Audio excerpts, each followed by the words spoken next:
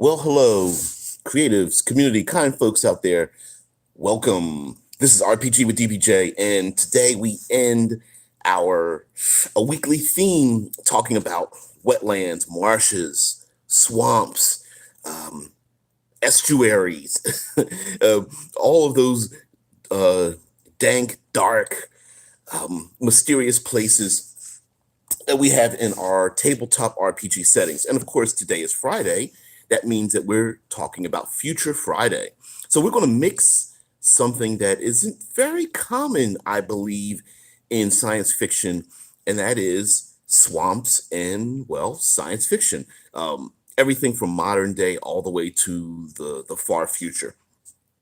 So of course we brought up earlier in the week the classic planet of Dagobah, where we get to meet Luke Skywalker first meets the Jedi Master Yoda in a planetary swamp, and really only gets to explore maybe a small portion of it. But in when it comes to modern day to the far future, we often don't get a big swath of the idea of swamps in our science fiction. So we're going to talk about that. All right. Well, first of all, usually in especially in a modern day type setting, um, the swamp in and of itself is often just a place for like horror movies and things like that, and a great place to put something. It's almost the place to put things that people don't want, that don't apply to modern day society. Dead Man says, interesting fact: octopus eyes are self-writing, always orienting themselves to be upright. I did not know that. As a matter of fact, octopi are quite alien in their appearances and behaviors and such. As a matter of fact, if you take a look at the thumbnail, this is just a side note. The thumbnail is the possible cover to the second iteration of one of the books that we've been writing over at Critical Hit Publishing.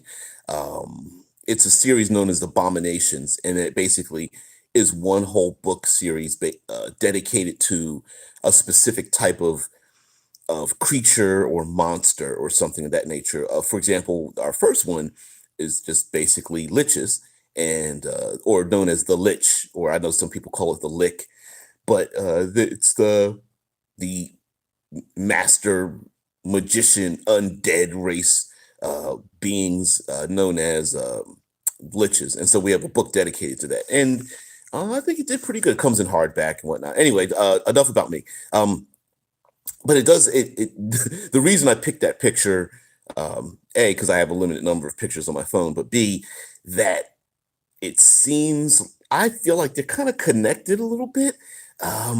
The whole idea of like Cthulhu and um, octopi and krakens and these these weird beings of that do not think the way we do, coming from a place that human beings could never understand. And normally we think of them as coming from like elder beings, coming from a deep space or a dimension that is completely unfathomable.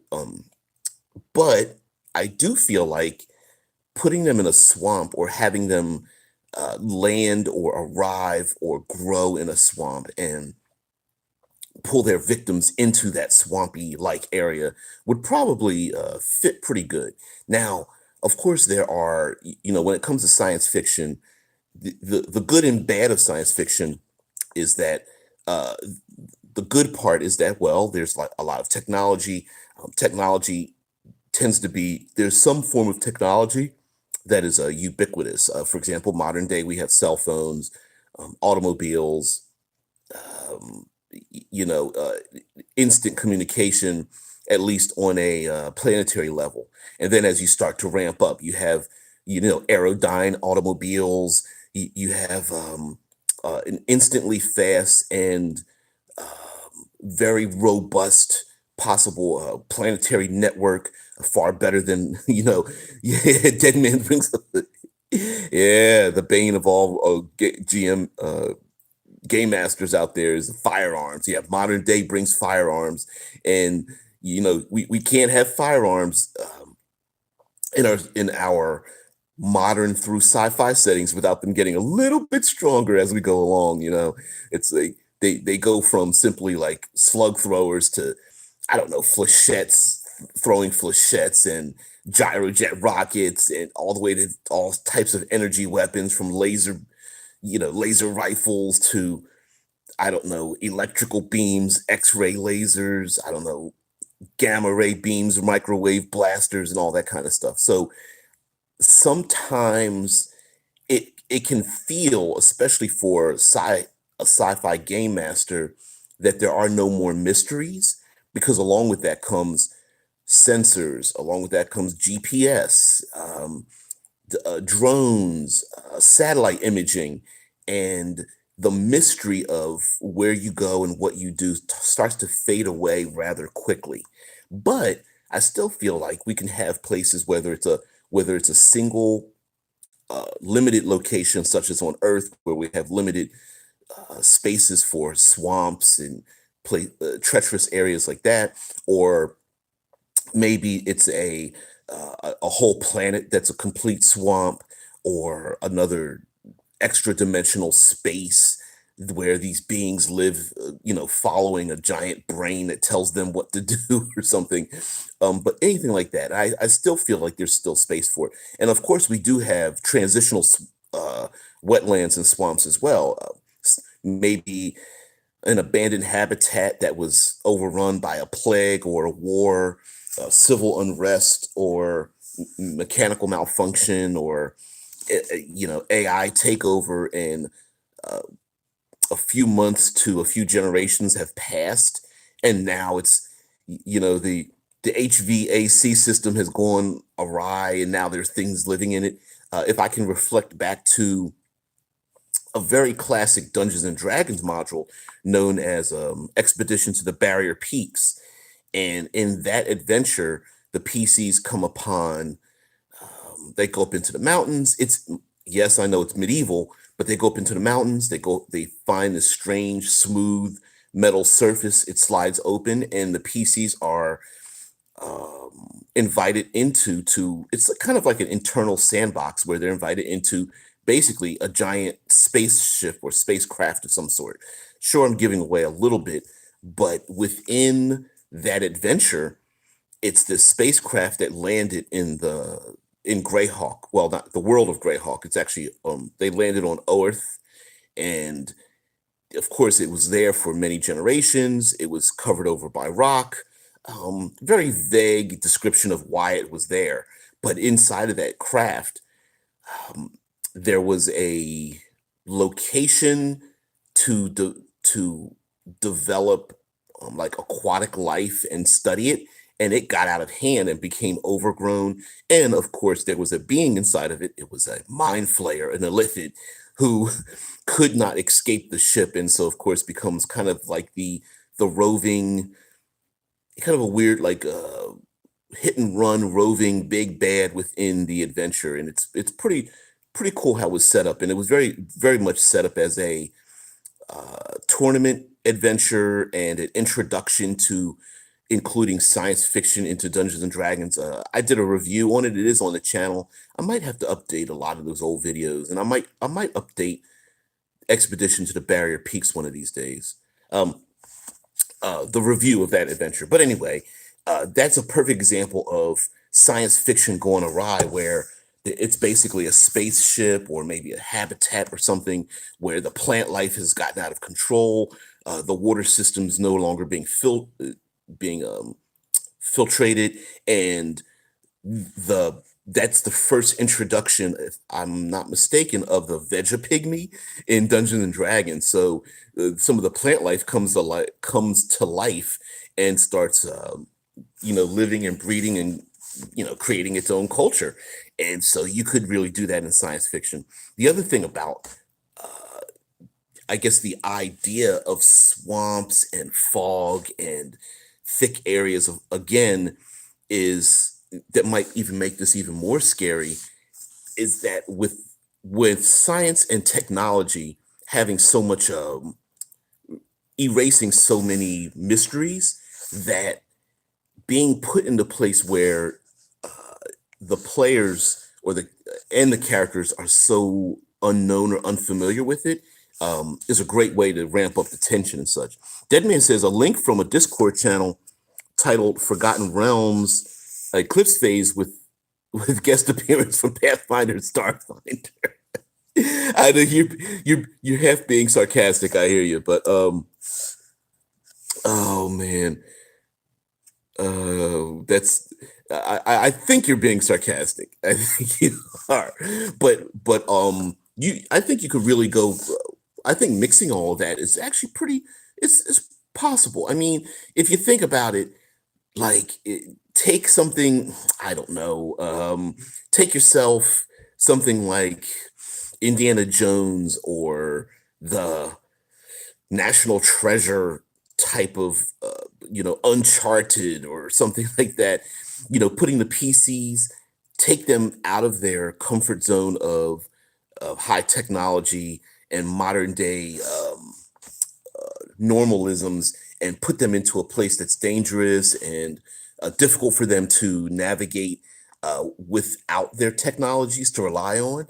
And I in a wetland or a swampy type area, whether it's been there forever or it's a transitional region, I think it's still possible and still a way for you to put in a number of dangers for them, especially if you do the classic, like, um the cell phone coverage is bad, and oh, that firearm you're using has gotten wet, it's not quite reliable any longer. I mean, you could play it, even though that might be a trope that you might pull things a little too hard on that thread. I still think you can use it, especially if you do foreshadow those events, or you do a session zero and say, hey, we're going to run Call of Cthulhu in a horror game, and the year is 2173, but you're going to be thrown into an area where your technology just isn't very good, and you only have you know certain percentage chance that these items might fail or something. I mean, you can always do that in darn near any game system, really, whether it's science fiction or not. Now, of course, on this channel, we always have to bring up Eclipse Phase. You got to bring up Eclipse Phase just because it's a favorite setting of mine and a favorite um, thought. It brings up so many thoughts about the future and how society would handle it, that I just happen to love.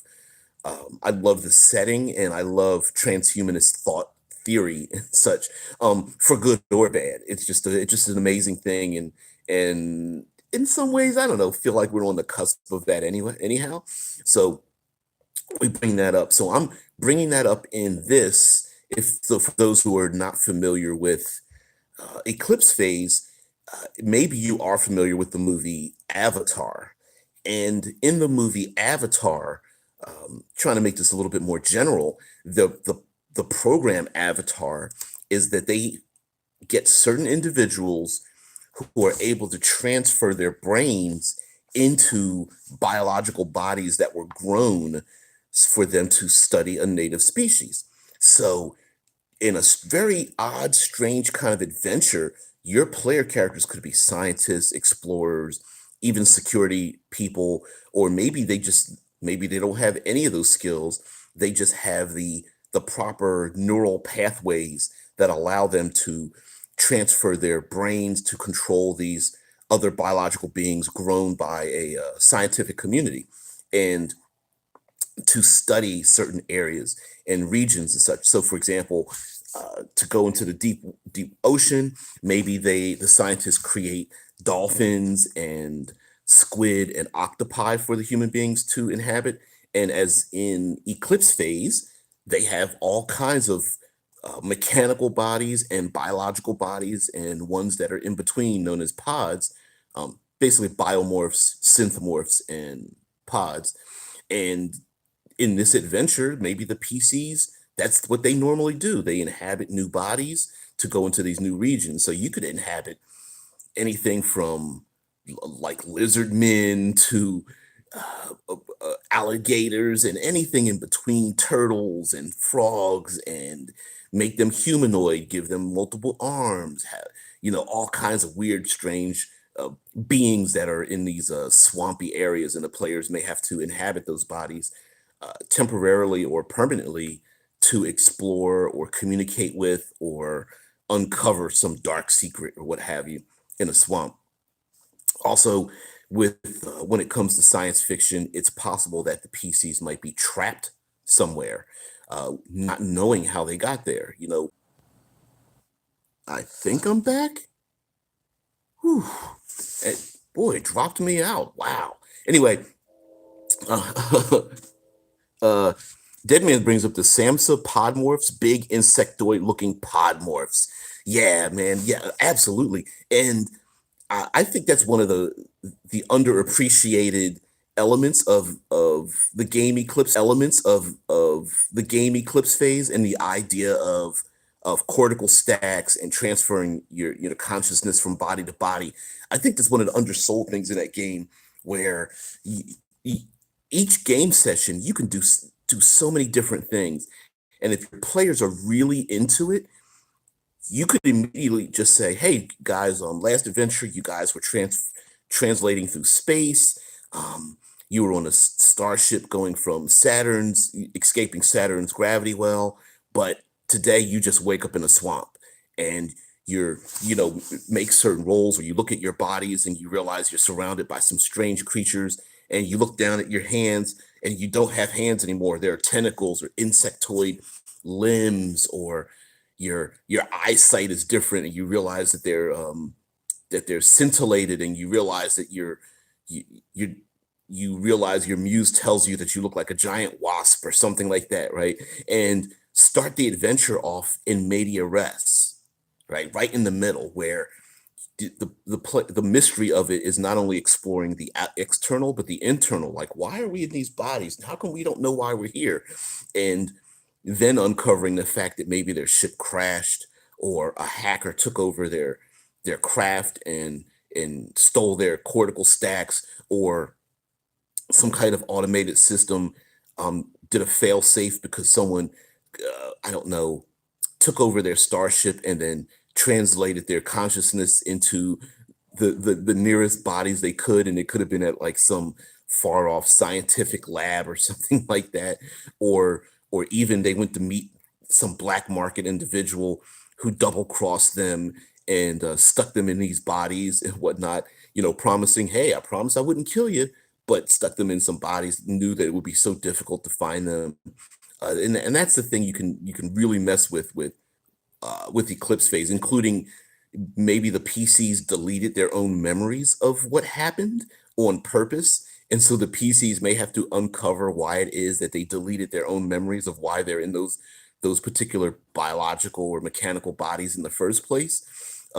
Again, very, very, very Eclipse phase, very, very transhumanist, very altered carbon ish. But I still think you could play with that even with swamps. Okay, so li- going back to the swamp idea of of a region, it's also possible. Of course, you can have your alien creatures that live in and amongst this type of region, especially if it's an alien race that's been inducted into some like galactic society and no one's been to their homeworld, and then you find out that the lizard uh, scaled lizard folk that overpopulate the world, this is the kind of world they live in and amongst. And maybe the PCs come upon, I don't know, a clutch of eggs or something, and they feel like this is why the lizard folk are so warlike in your galactic empire, is because humanity tried to colonize their planet and killed off the clutch of eggs that exist in different pockets in this humid, dank, you know, uh, Dagobah type world or something. Yeah, you could definitely play with that. And also, in addition to alien races that live there, maybe, yeah, yeah, smiling right overhead. Yeah. There's another one way down that end, but yeah, it's kind of cute, kind of silly too. That I was wondering if anybody would pick that up. I think it's kind of a cool picture too. Very good painting. Um, Also, it's possible that maybe it's thanks, Vince. Yeah, I'm in a cabin, so it's not necessarily my decorative choice. But when you're in Florida, there is kind of a country-esque kind of aspect to it. So cows and chickens and goats happen to be be a theme. So yeah, it is what it is, man. Pastel colors and farm animals. It's weird.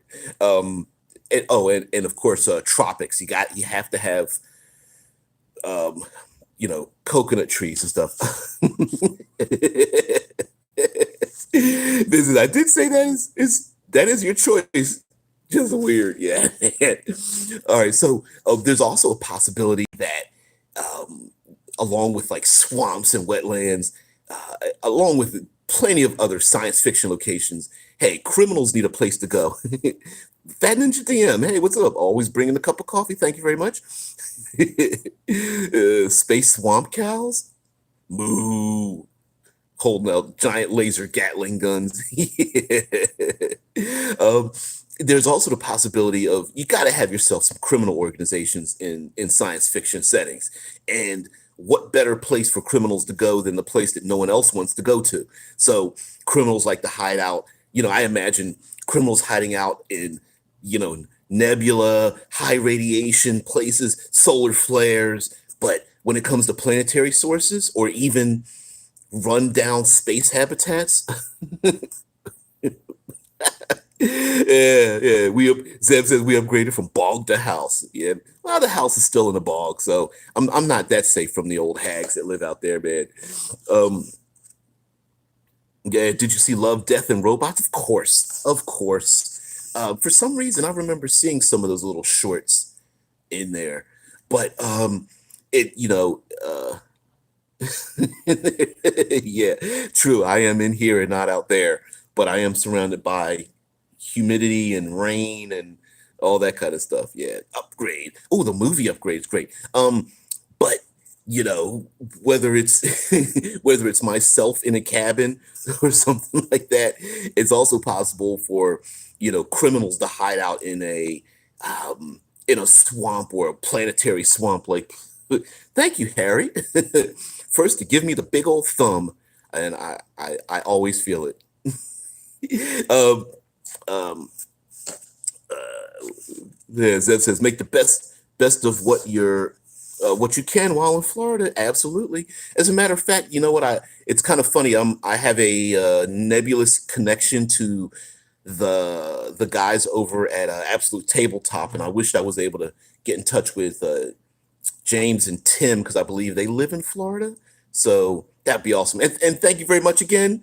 Thank you very much, Harry, for the thumbs up. I appreciate it. It's a YouTube-ish thing. Interaction pushes videos up further. So yeah. Vince says in the 100 statement hashtag 100 statement setting, I wrote like 50 of the statements on the Facebook thread. Uh, yeah, go ahead, dominate the thread, man. Yeah, that's great. Rickards not going to be typing today, but joining in. Thank you very much.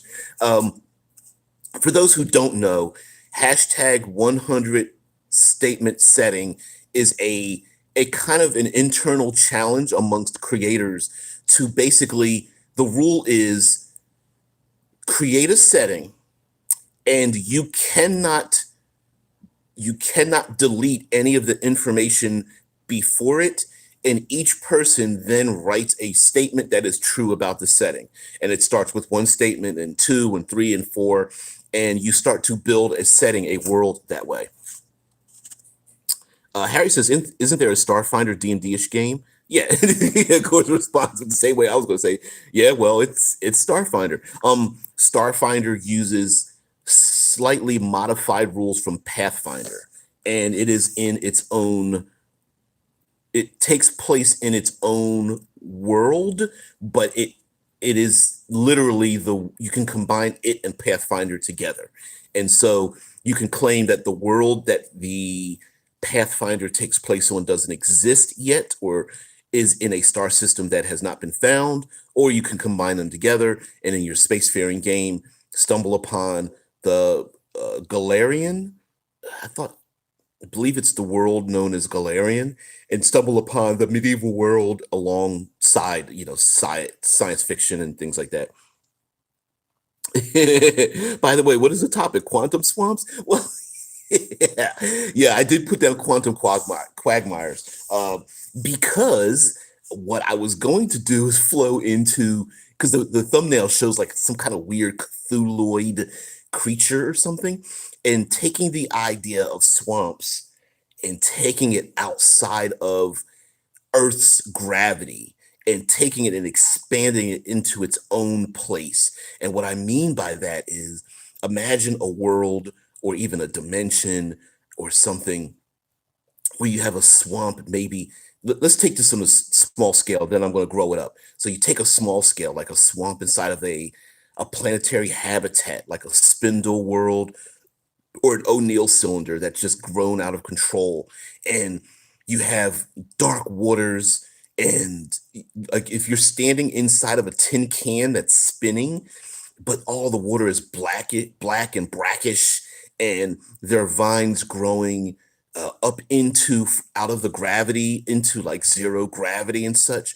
And you have to navigate this place with light gravity or even zero gravity with dark waters.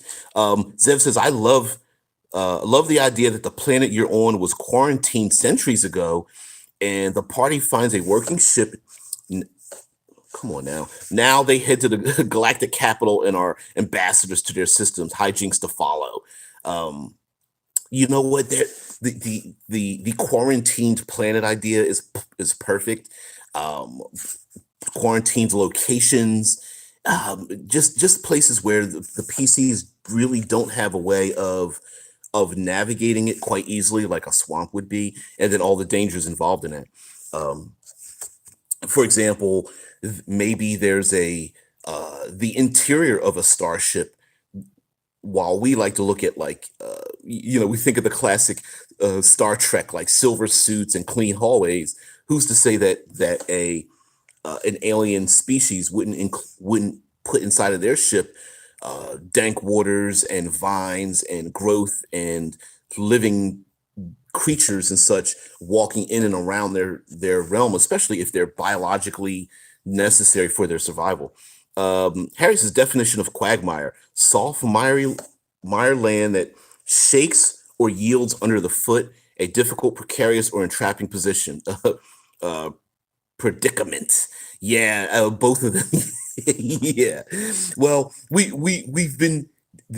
I was going to go there, where we've been dealing with the literal swamps and bogs and estuaries in our own planetary systems, but in science fiction, you can go with a more, me being silly, quantum quagmire, where the quagmire itself might be psychological, maybe dealing in terms of beings that have maybe psychic powers, or traveling the spaceways where it is affected by our subconscious more so than anything. And that might be the quagmire we have to go through, our own, the inception idea that we bring with us our own problems and our own dilemmas, our own obstacles, because of our own nightmares or subconscious. Zev says a bottomless curse, a bottomless sea, mercy for the poor, wizened child. Uh, Dead Man says, Star Trek Voyager had the dinosaur people and their giant ships. I don't remember. I didn't remember that. But oh, okay, yeah. Star Trek Voyager had the dinosaur people and their giant ships. And Vince says, a water spaceship that is drowned after being abandoned. Of course. Or an aquatic race builds a spaceship and that's what they live inside of. Or not necessarily aquatic, amphibious, because a lot of things that live in swamps, like alligators. They don't breathe water. Frogs don't breathe water, or maybe they do. I didn't think that. Anyway, there are creatures that are amphibious. Vince says, "Yeah, that was my idea." Well, of course, it's your idea. You have your Astrocitus is your random ship creation, and you could come up with some crazy ideas in that. I don't doubt that there's a swamp ship um combo in those random tables, man. Bruce says, "Hi, I'm also here and have no creative juice today, so feed me, peasants." Yeah, Vince says, because a water environment that is drowned is a swamp. Okay, all right. That little bit of little overgrowth of the life in and amongst the place. So whether it's a starship or a habitat or something, Harry says the series had an aquatic race. Enterprise also. Yeah, you love to have some aquatic races. Uh, as in terms of uh, as a player character choice, and also like an amphibious race, maybe that when they go back to their home world, maybe you or someone else is the GM and gets to go back to the home worlds of some of these player characters, or even may even have a supersized location that has a habitat that is um, conducive to thousands of races, so they can have little pockets of places where the races feel most comfortable. Yeah, a game called Watership Down. Oh man, what a depressing, great but depressing story, man. But yeah, Watership Down. Giant fishbowl spaceships, absolutely, complete with plastic castles and multicolored rocks. Food falling from the sky, and every once in a while being vacuumed out because we keep dropping our feces at the bottom. Mm-mm-mm. Vince says in Numenera, there's a giant spaceship that is a sphere of water held in place by a force field called a Branus kiss.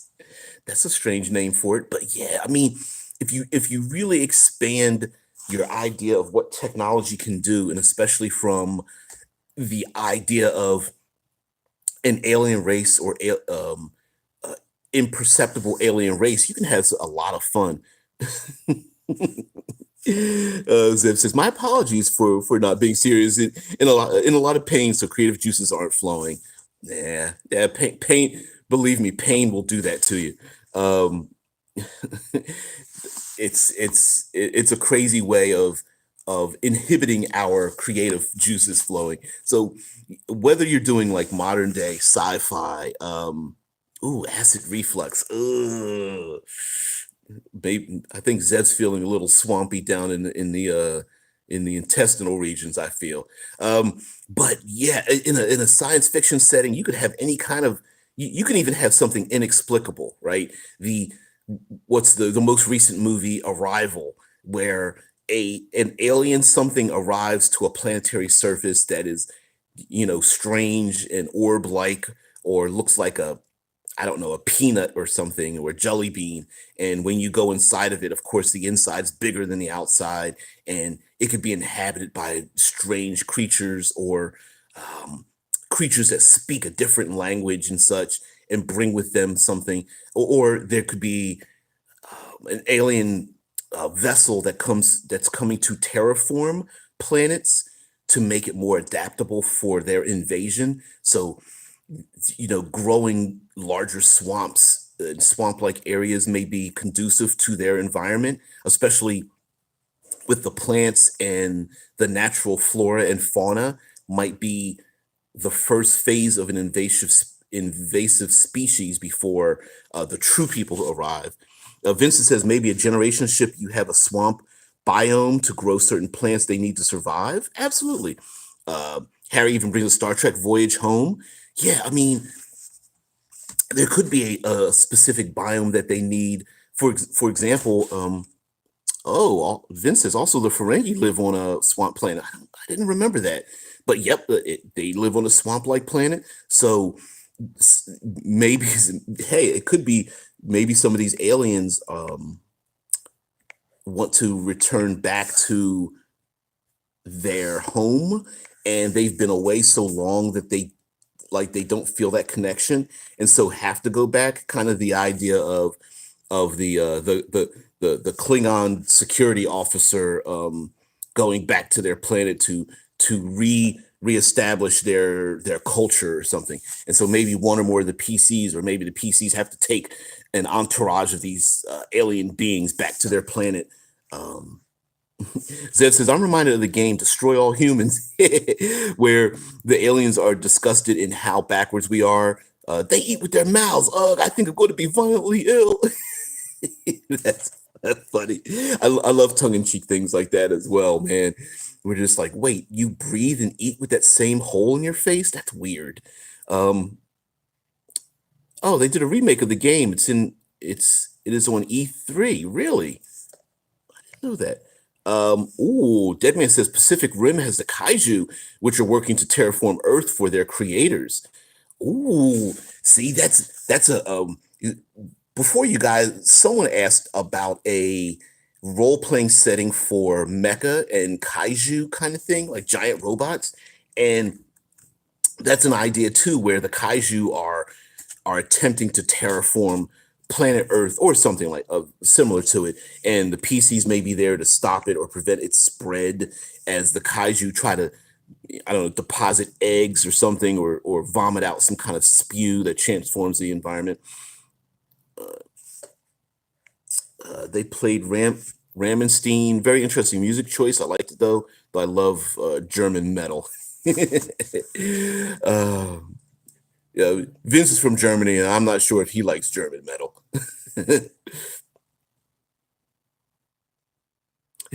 One of the top German exports. I understand what they're singing. Yeah. Yeah, I don't. But that's cool, man. That be pretty hard to try to learn German through some German metal, but that would be an interesting endeavor. The so talking about going back to the quagmire, the quantum quagmire of something, it could be that the of course, the idea of something abandoned, or uh, something abandoned, something inexplicable. Of course, there's the idea of huge, um, hugely ancient spacefaring race that's out to maybe test humanity, and so maybe some of these swamp-like areas may be a test to other humans or humanoids in terms of their survival, or even just like how we have ourselves. Oh, why did my mind just shut down on me? Where we go on safaris. Thank you. Whew. Anyway, there's a possibility that this alien race goes on safari into a swamp, and you could and when you go into when you go into the swamp, maybe there's something there, maybe there's something more insidious happening, or it could simply be a vacation, or you guys are German squirrels. um Maybe even someone or something that doesn't want anyone else to know has hidden something deep, like maybe a connection, a black market connection or something, and hidden themselves deep into some ancient swamp or whatever, or even a rundown habitat that really is pretty uninhabitable, except for all the growth and random animals running around. And there could be a cartel that lives in and amongst this rundown space habitat, with where the water systems just belch out black liquid, and there's vines growing everywhere and random animals and things like that. Maybe they were mutated through both the immense biome and biodiversity, plus radiation and uncontrolled nanotech and such. So yeah, you can really pulling those threads as well to offer some. Sorry, reading the chat at the same time, as you guys know. To offer what is squirrel in German? uh, oh man, you guys are funny.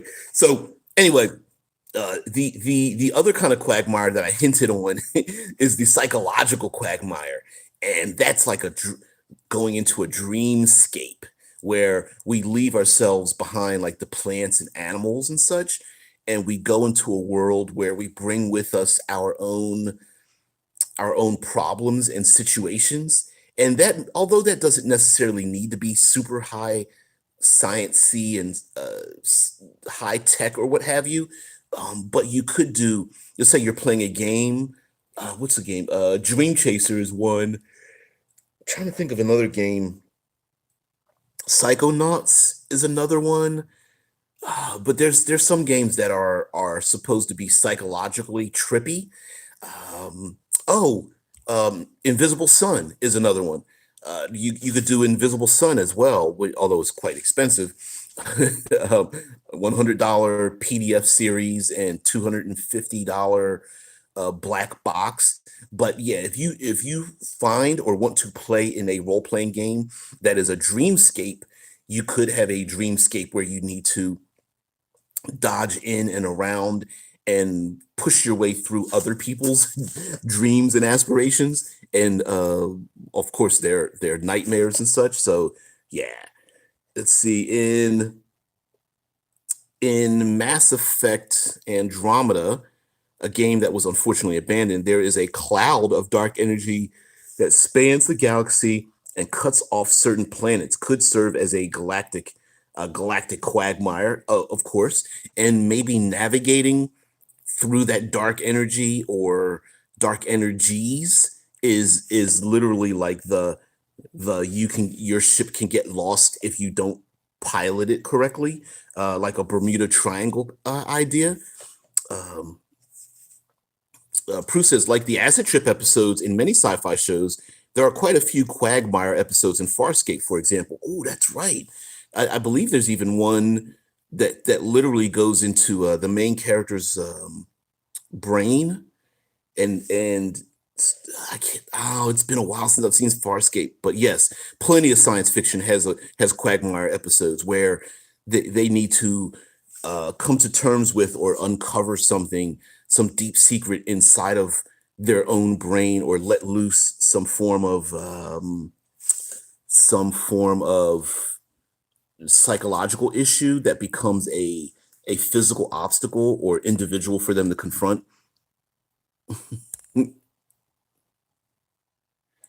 And I have no idea why there is horn in the world.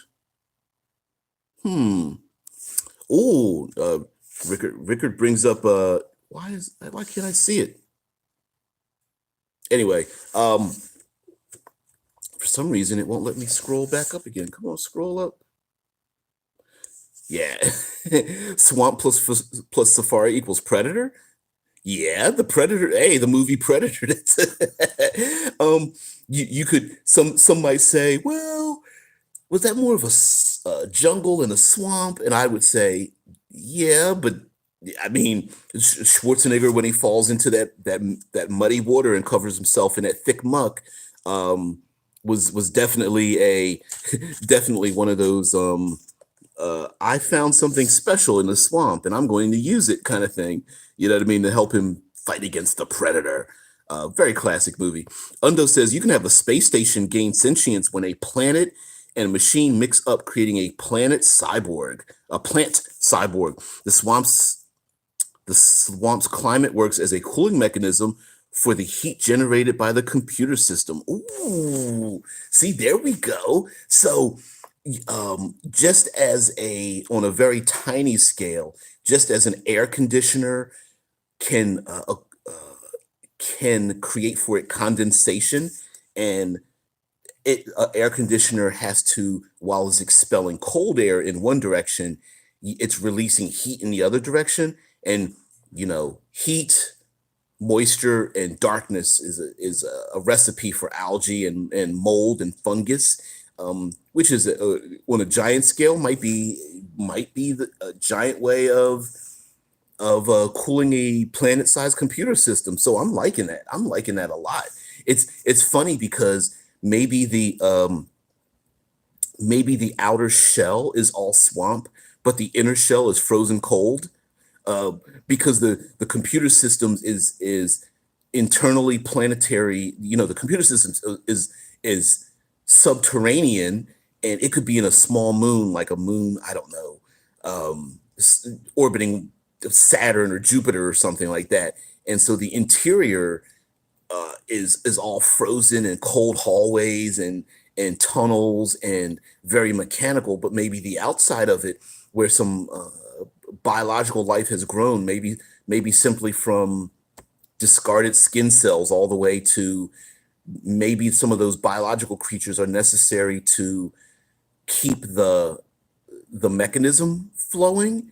And so the PCs may not understand that until they realize they uncover information that some of those biological creatures and plants and animals and things are actually necessary to keep the computer system moving. So that's kind of cool. I'm liking that. I'm liking that a lot. Thank you very much, Undo, for going like, hey, we hit the 15-minute mark. That's where we get our best juices, man. So thank you for keeping the tradition flowing, man. Because we tend to do that. But you know what? Um, yeah, yeah, I'm with you, Prue. I think that's a nice one. Zev says, us as DMs laboring over logistics and possibilities of tech. Meanwhile, the player's spaceship going zoom. Yeah, you know what? That's you're so right, man. Sometimes we develop and study and turn over in our heads and write down many ideas that we want our players to go into, and the players are just like, yeah, whatever. I'm gonna go to the left, and you're just like face planting, like, oh, really? Oh, I cannot believe this. you know, it's the Luke leaving Dagobah thing, right? The DM is like, man, I designed this entire planet, and you're gonna leave and go off after Darth Vader? And he's like, yeah, of course I'm gonna go after Darth Vader. And he's like, but you haven't finished your training. You said you wanted to become a Jedi. He's like, screw that. I want to try to kill Darth Vader. The GM's like, oh, I can't believe this. I have so many things to show you. Um, but yes, swamps and quagmires are the thing. As a matter of fact, what's the? Ooh, boy, it jumped ahead. All right. Um, Deadman says from Eclipse Phase, um, Lapidus, a moon of Saturn that was turned into a Jupiter brain. Is that it? Oh, that's it. Eclipse Phase, an entire moon, which is almost darn near half the size of Earth. The moons orbiting Jupiter are like huge. They're almost planets unto themselves. It says it was turned into a Jupiter brain. That's it in Eclipse Phase. I forgot about that. Yeah. So and then you could literally have an entire adventure exploring the jungles outside the computer brain, and then download yourself into it, which becomes its own infinite world as well. Ricker says this is why rule of cool and rule of fun is more important than logic. And I cannot agree with you more on that, Ricker. Hey, you promised not to type anything, so I'm taking that back. I'm joking with you, but you're absolutely right.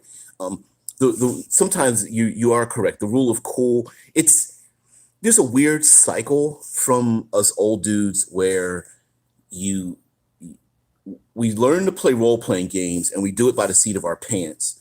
Then we over prepped. We learn to over prep so much to the point where we write ourselves, a trilogy of novels worth of information. And then you get old enough, you get yourself a gray beard, you get yourself some wisdom, and you get yourself some aggravation, and eventually you just start going, you know what? 3x5 card, a couple of bullet points. I am not investing in a lot of background for my setting because there's no point in putting in the work and having somebody make a left turn and never getting into it. So bullet points sometimes are the greatest. And to go even further than that, doing the 100 statement setting thing, getting your players to help you create it is one of the best things you can ever do. Zev said it's not even that they go left; they go in the room where they explain it and hear words and turn off like they hit power save mode. Oh, I use the L. Yes, it's yes. You put the lowercase I because it's I Ipetus, Ipetus, the moon Ipetus, probably that I called it Lepettus, and that's oh, hey, what's up, Archer? D Archer's here, Dean Archer. Liked, thank you very much for that. Oh, thank you very much for the thumbs. Not necessary, but you guys know how YouTube works. But yes, don't do it unless you feel like you need to. You know, I tend to forget to even do the whole like, share, subscribe thing, which is, I don't know, unnecessary. I just like hanging out with you guys. So we're getting close to the hour mark. We got about 10 minutes or so to wind down, talking about our quantum quagmires and such, planetary systems, planetary computers surrounded by swamps and whatnot. I love that idea. I love you could even, okay, here's a strange concept. You could even do a concept where the PCs are the aliens, completely alien, and they are invading human space. And so, if you really want to do something that's very weird and gonzo, is to have the players become the invading species and fighting against an army of humans that are trying to defend themselves when you are the aliens trying to cure them. That might be. Zev says, "Ha, graybeard saves just for men with 50." I don't know. I don't know. I'm not that vain. I don't think I need to. I don't think I need to do the brushing in of the dark, darken my beard. I don't know. Oh man. Yeah, it's a strange concept. Isn't that the purpose of the channel? Sure is. It sure is. Also, the player characters might be put in a position, especially in a post-apocalyptic type setting, whether it's like zombies or alien invasion or takeover by AI. Yeah, the black ink hair dye. Yeah. Hey Zev, have a great one, man. Be careful. And sorry about how you feel, dude. But the the idea that the player characters need some place to hide, and it could be that this giant swamp, yeah, look, this giant swamp is the only place for the players to take refuge, especially if Earth or maybe the even our own solar system is being taken over by an alien threat, and so that might be one of a number of locations for humanity to go into. So maybe the the most harsh places to survive are the places where humanity takes refuge from, the Skynet, the aliens, the whatever that is has been trying to wipe out humanity, or maybe our own hubris has done something for example, in eclipse phase, Earth has been relatively evacuated, and of course they leave it wide open as to how little or how great of a devastation Earth has received, and of course the population level left on Earth. But long story short, humanity has spread amongst the stars in our own solar system, and Earth is quarantined from the rest of society. And there is a chance that there are a number of pockets of people living on Earth after both we and the Titans and AI system went to war.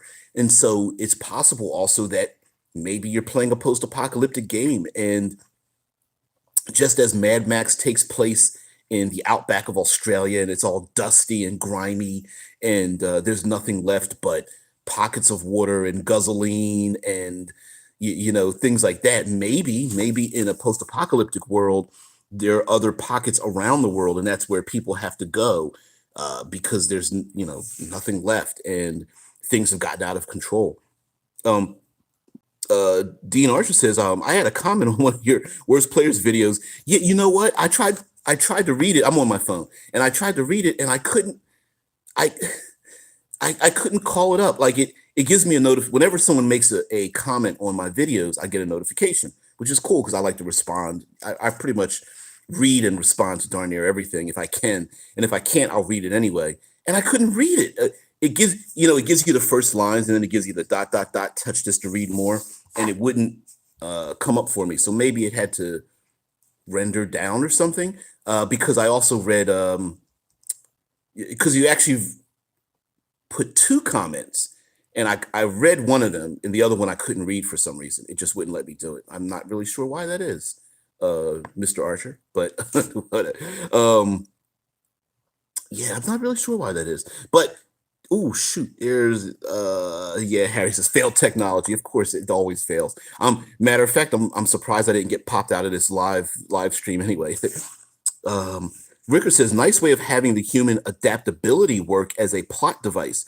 We hide on extreme worlds because the galaxy conquering entries can't survive well in those environments. Absolutely. So, for example, one of my favorite things to do is when going on when traveling and going different places is that we always scratch our heads and wonder like, why do people live here? Whether it's on the edge of a volcano or in, on a place where they get storms or earthquakes or it's super hot, it's super cold, and we scratch our heads like, why do people live here? And like you said, Rickard, maybe just maybe the aliens are just or robots or whatever the case may be are a giant horde, but they're unable to survive in the extremes. So maybe there's pockets of humanity in the deep tropics, another pockets of humanity in the Arctic cold, other pockets of humanity in the deep swamps or deserts or something. And while the while we are at a loss because of population and equipment and such, maybe it's a true apocalypse. Maybe our literally our own weapon is adaptability. We're able to hit and run. We're able to survive in those places, using our ingenuity and adapting ourselves to those locations. So yeah, I absolutely agree with you, Rickard, that the 99% of the time you're going to find in a lot of games humans are the default adaptable ones, right? We're the ones that come in all shapes and sizes. We live everywhere. We breed with everything. Simply because it does make sense. Because frankly, if you take a look around the world, we do that. We do come in all shapes and sizes. We go from 3 feet to 7 feet. That's like a 4 foot difference of height.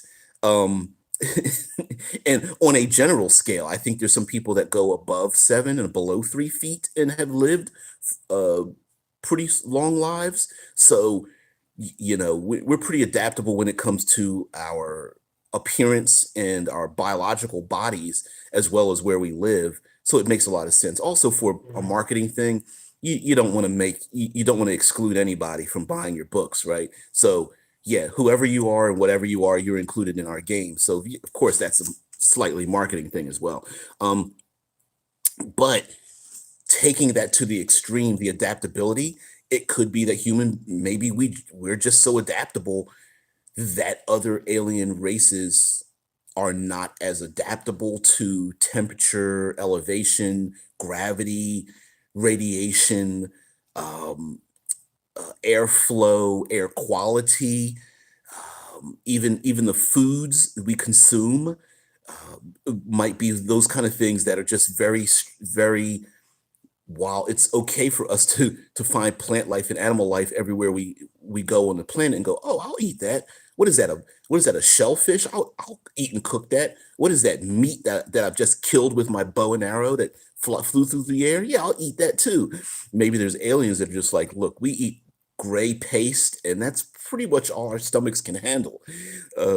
So yeah, there is the great possibility that, and maybe the humans figure that out and realize that if they do hit and run tactics of like um, going after their food sources, going after temperature regulators, going after the aliens like terraforming thing. It could be we often think of terraforming as like, oh no, it's going to destroy the earth. It could be funny that it they want to turn the earth into your average office building, meaning like it's very neutral, like it's a neutral temperature, neutral lighting, very bland, very like neutral airflow, completely scentless. It could be the aliens are like, yeah, we want everyone to dress the same, look about the same, play music in the background, playing the soft jazz versions of all of our top 100 hits. We got it silly, but anyway, I'm starting to devolve here. I need to get myself some breakfast, guys. Thank you so much for joining in, Rickard. Yeah, Dead Man says human biology, height 2 feet 6 inches to a little over 8 feet. That is a huge difference. That is a huge difference in our biological makeup when it comes to sizes. Why don't we ever do that with our own races in our own games? You don't see elves that are like, oh, the high elves go from 4 feet 3 inches to 12 feet 7 inches, right? We never do that, which is except for amoeba type creatures or shape changers. There there are very few alien races, both medieval and far future, in our games that are more adaptable than human beings. And I remember I said the shape-changing aliens and the amoeba type aliens are the exception because normally we consider them to be the adaptable ones, right? Like that is what they do. They change their shape or form and stuff. But beyond that, like I don't know, the cat people, the lizard people, the different alien race, they tend not to be that way. And they usually come from a monoculture, mono environment as well. I guess you could get really complicated with it though. I mean, human beings are complicated enough. If you were to put that much variation in every other alien race, it would probably be unplayable, ungameable, as it were. But I think it would be an interesting idea to put as much, or at least get close to a gameable way of adding as much variation in your races. Now, I know Pathfinder has done it where you can play half races of nearly anything, any combination, half ogre, half halfling, half dragon, half drow, stuff like that. Half tiefling, half gnome, whatnot. I know Pathfinder has that, so maybe that's about as close as you can get. Do a half and halfer. But anyway, guys, we've hit the hour mark. Thank you for joining me. Thank you for for sticking with the trials and tribulations, the quagmire of trying to broadcast live in hundreds of miles away from where I'm at. Guys, I will see you guys Monday morning, bright and early. Not really sure what the subject's going to be, but it'll probably be something you guys brought up. But anyway, thank you very much for joining me, everybody out there in the blogosphere. Thank you and have a great